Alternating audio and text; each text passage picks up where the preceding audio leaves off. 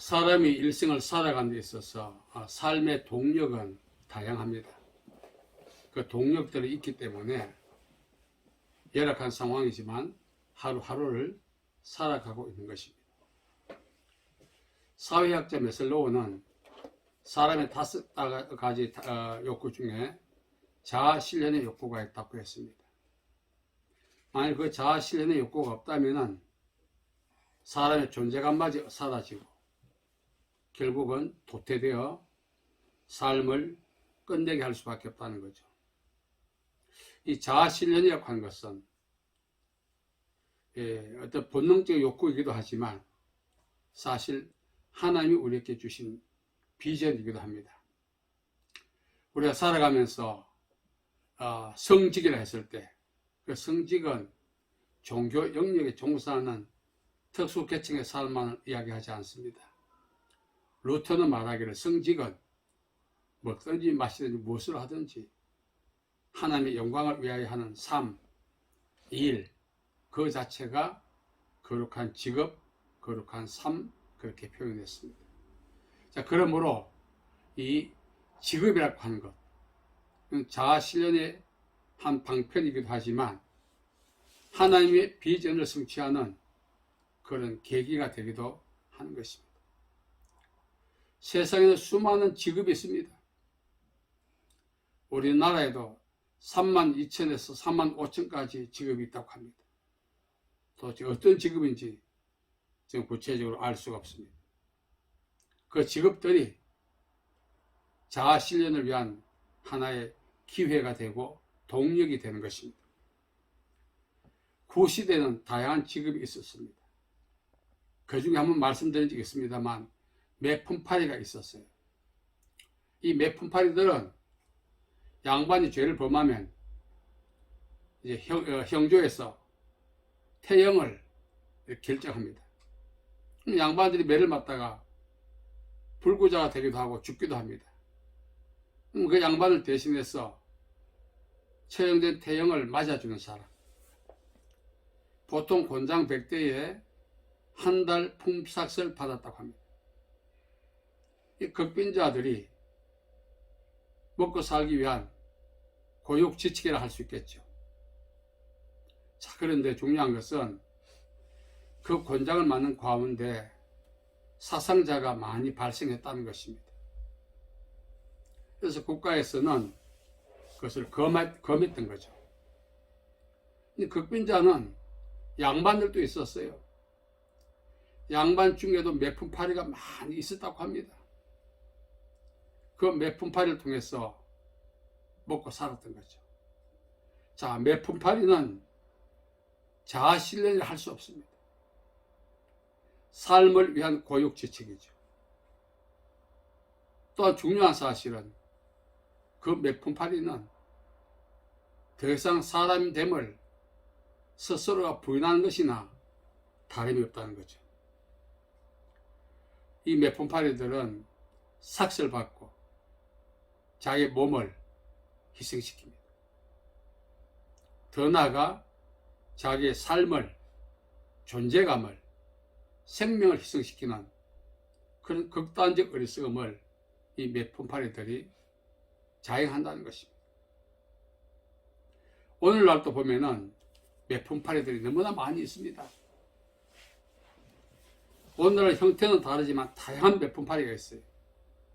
구시대 매품파리는 자기를 희생시켜서 삭슬 받고 살았지만 이 변형된 근래의 매품파리는 자기가 아닌 남을 희생시켜서 자기의 유익을 충족시키는 것입니다.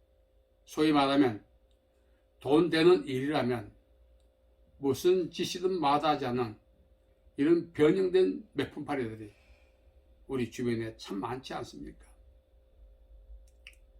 자, 성경에도 보면 매품파리가 있습니다. 요한복음 8장에 보면은 현장에다 갈마다 잡힌 여인이 예수님 앞에 왔습니다. 그런 여자는 율법에 가면 그 현장에서 돌로 쳐서 처형하게 되어 있는데 굳이 예수님께 데려온 것은 사람들이 예수님을 시험하기 위해서입니다. 중요한 사실은 당시에 그 성매매 종사했던 여인이 그 여인만이 아니었습니다. 수많은 사람들이 성매매 종사해서 생계를 꾸려나가는 그런 극단적 방법을 취했던 것입니다. 자기 몸을 희생시켰어. 자기의 존재감을 희생시켰어. 자기의 삶을 희생시켰어. 그 대가로 살아가는 사람이 매품팔이라 할 수가 있습니다. 자, 자크 엘로이라고 하는 기독 경제학자가 있습니다. 그는 이렇게 말했습니다. 예수님이 오기 전에 일어날 현상에 대해서 많은 기독교인들이 돈과 타협하고 돈의 노예가 되기를 선언할 것이다 했습니다. 다시 말씀드리면 많은 기독교인들이 신앙을 돈과 바꿔먹는, 자기 몸과 영혼과 돈과 바꿔먹는 그 영적 매품팔이 현상이 도처에서 일어난다는 것입니다. 우리가 괴테의 파우스트를 알지 않습니까? 자기 영혼을 팔아서 호가호위하고 인기를 누리고 마지막에 그 영혼에 매매했던 주인인 사탄이 그 청년에게 다가올 때 사식에 질리는 그 모습들. 오늘 많은 기독교인들이 생활의 열악함 때문에 자기의 존재감을, 자기 영혼을 매매하는 그러한 현상들이 서서히 일어나고 있다는 것입니다. 정말 우리의 존재감은 자아실현이 아니라 신앙에 있습니다. 그 신앙은 천하를 주어도 바꿀 수 있는 것입니다. 그 이유는 예수님이 자신의 목숨을 던져서 우리에게 주셨기 때문에 우리 그것을 생명 다해 관리해야 될 책임이 있습니다. 그러나 생계 어려움, 상황의 열악함, 존재의 위협을 받고 나면 사람들은 도피처를 찾기 마련입니다. 그 도피처를 위해서 자기의 존재감을, 자기 영혼을 구시대 몇 마리처럼 매매하기 마련인 것입니다. 이런 위험한 조짐들이 서서히 일어나고 있습니다. 오늘 예수님께서 우리에게 하신 말씀이 있죠. 인자가 세상에 올 때 믿음을 보겠느냐. 중요한 내용입니다. 우리 그 말씀을 다양한 방법으로 해석할 필요가 있습니다. 그 말씀 속에는 많은 기독교인들이 영적 매품팔이가 되었어. 자기의 존재감과 자기의 영혼을 매매해서라도 연명할 수밖에 없는 그 상황이 올 수 있다는 것을 말씀하신 것입니다. 그러한 상황에서도 자기의 영혼을, 부르심의 소망을 끝까지 고수할 수 있는 믿음의 사람이 되어야 한다는 것입니다. 오늘 많은 분들을 제가 만나봅니다. 저도 돈의 유혹을 받습니다. 성경은 돈에 대해서 전부라고 하지 않습니다. 돈은 범사에 응용된다 했습니다. 우리의 전부는 예수님이십니다. 저는 이제 나이를 먹고 지난 날을 돌아보면서 정말 어리석게 살았다는 것을 인정할 수밖에 없어요. 저의 과거에 지난 족적을 보니까 순간순간마다 영적 매품팔이와 같이 유사하게 살아왔던 그런 현장들이 많이 있었어요. 우리가 가랑비에 어쩌는 줄 모른다고 했습니다. 이러한 것들을 끝내게 하지 않는다면 지난 날의 영적 매품팔이가 너슬이 되어서 본격적인 영적 매품팔이가 될 수 있다는 거죠. 이 마지막 시대에 성경이 우리에게 주는 교훈은 자기의 영혼은 자기가 지켜야 한다는 것입니다. 예전에는 여인들이 가난해도 정조를 지켰지 않습니까? 선비들이 절개를 지켰지 않습니까? 정치적 절개. 육신에 속한 사람들도 정조를 지키고 절개를 지켰습니다. 그들은 어떤 유혹에도 매품팔이가 되지 않았습니다. 여인의 정조나 선비의 절기보다 더 귀한 것이 하나님이 우리에게 선물해 주신 신앙입니다.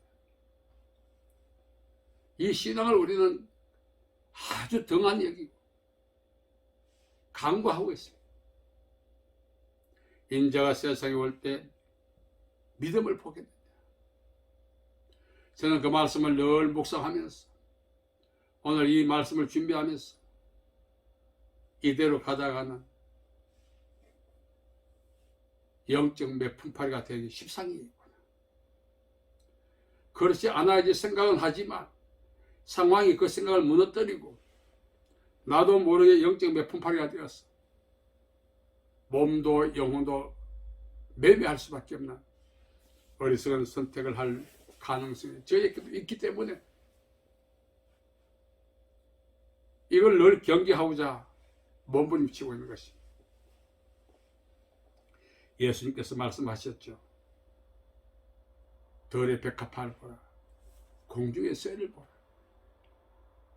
하나님이 입히시고 먹이신다 했습니다. 생계 때문에, 열악한 상황 때문에,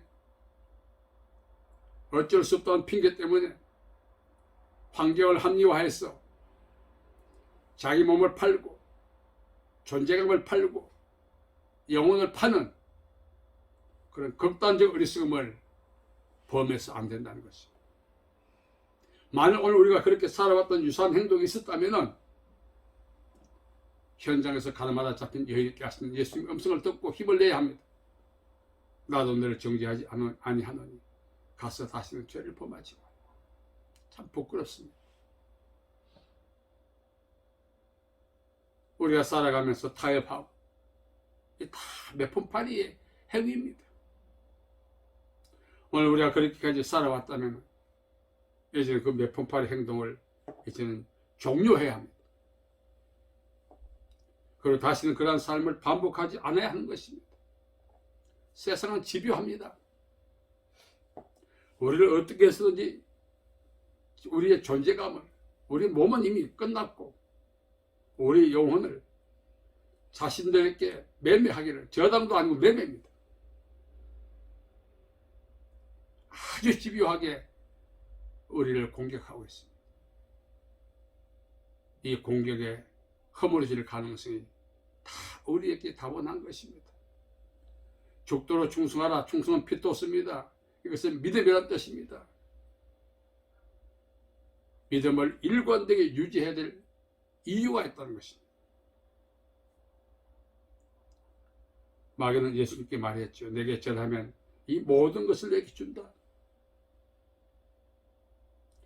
자, 우리에게 마귀가 그렇게 이야기한다면 우리는 그걸 어떻게 하겠습니까? 예수님처럼 하나님을 경배하고 그를 숨기라고 말할 수 있겠습니까? 우리는 오히려 기회라고 생각하지 않겠습니까? 내 인생에도 기회가 왔다고 호들갑을 떨면서 얼마나 환호성을 지금 좋아하겠습니까? 그 마귀의 제안이 영혼을 팔아야만 얻을 수 있는 건데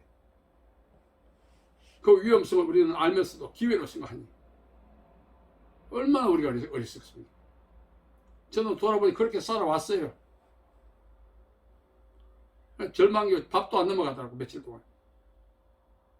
왜 그렇게 살아왔는지. 그러나 예수님이 가늠한 여인에게 하신 말씀이 위로가 되고 다시 새롭게 출발할 수 있는 기회가 되었습니다.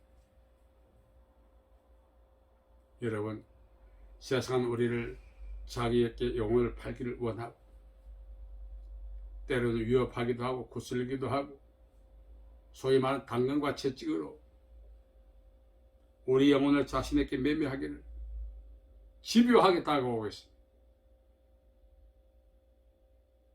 예수님은 이런 지하에 말씀하셨습니다. 하나님께 경배하고 다만 그를 섬기라고. 그 당시 예수님은 40일 금식하고 줄이셨습니다. 생리적 욕구를 예수님도 느꼈지만 그 생리적 욕구에 굴복하지 않고 사람이 떡으로만 살 것이 아니라 하나님의 입에서 나오는 말씀으로 산다고 담대하게 선언하신 것입니다. 이만큼 자기 영혼을 파수하고자 하는 열정이 우리에게도 있어야 하는 것입니다. 마귀는 마지막에 우리에게 총공세를 펼칠 것입니다. 우리는 어쩔 수 없었다, 핑계할 수밖에 없지만 그 핑계가 영혼을 파는 기회가 된다면 정말 그 핑계는 죄악인 것입니다. 저는 그 시대 매품파리를 보면서 흥부전도 보면 흥부가 너무나 가난해가지고 양반 대신 매를 맞기 위해서 관하로 가는 그 장면이 흥부전에 나옵니다. 몸을 팔아서라도 먹고 살아야 된다. 그 정도가 약과인 것 같지만 가난 게 어쩌는지 모른다 했습니다. 나중에 영혼을 팔아서도 먹고 살아야지. 이런 결론에 도달할 수밖에 없는, 그 선택을 할 수밖에 없는 상황이 우리에게도 연출될 가능성이 충분히 있는 거죠.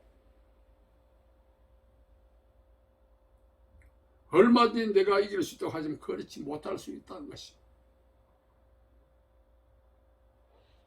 마귀는 우리에게 영혼을 내놔라 하지 않습니다. 누가 내놓겠어요, 그 영혼을.